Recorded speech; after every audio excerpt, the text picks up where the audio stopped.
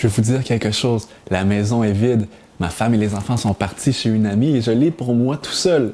Quand j'étais plus jeune, une maison vide, c'était synonyme de « party, on fait la fête ». Mais une maison vide, c'est le quotidien de beaucoup de personnes et puis c'est pas toujours synonyme de réjouissance. Alors aujourd'hui, j'aimerais ça vous sensibiliser à l'importance d'un bon soutien social.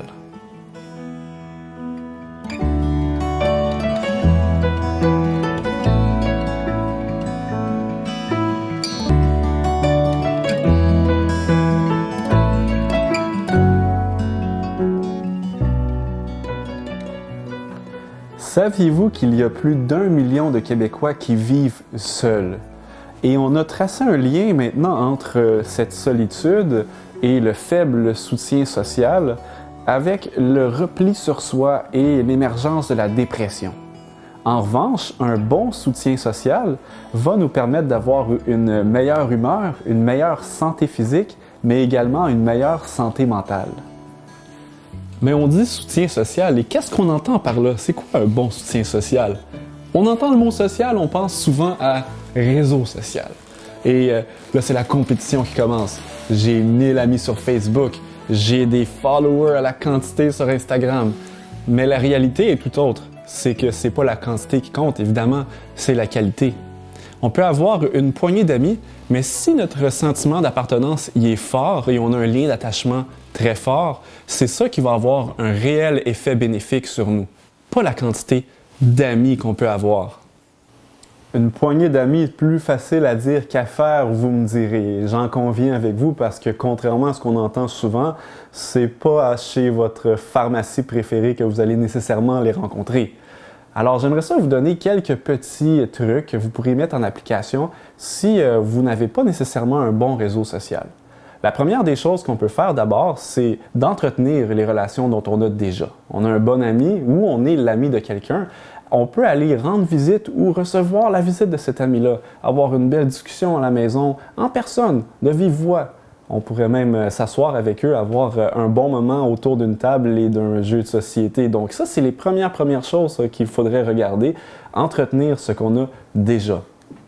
En dehors de ça, on pourrait aller faire du bénévolat ou rejoindre des organisations communautaires qui partagent les valeurs qu'on a, que ce soit à l'église locale ou que ce soit un organisme que vous aimez. Et on peut aussi rechercher des clubs pour pouvoir partager un intérêt commun. Vous pourriez, par exemple, aller faire de la marche dans un club de marche. Ou encore, pourquoi pas, aller dans un autre club où vous pouvez faire un autre de vos hobbies. Il y a 2 autres points importants dont j'aimerais aborder. Le premier, c'en est un qui est encore plus près de nous et c'est notre famille et le soutien qu'elle peut nous apporter.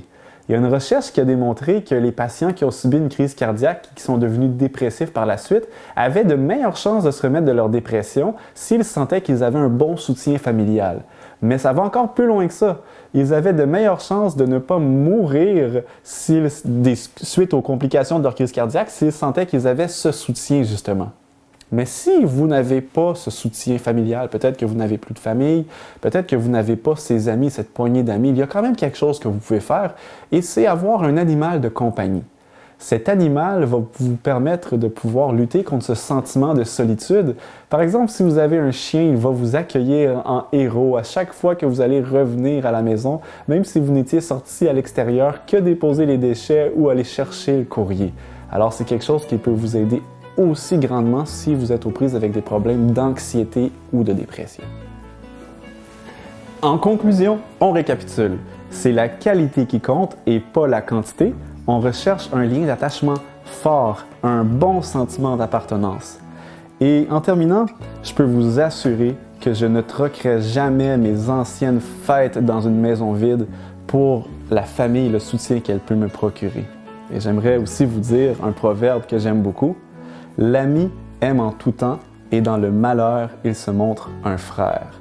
Soyez donc cet ami.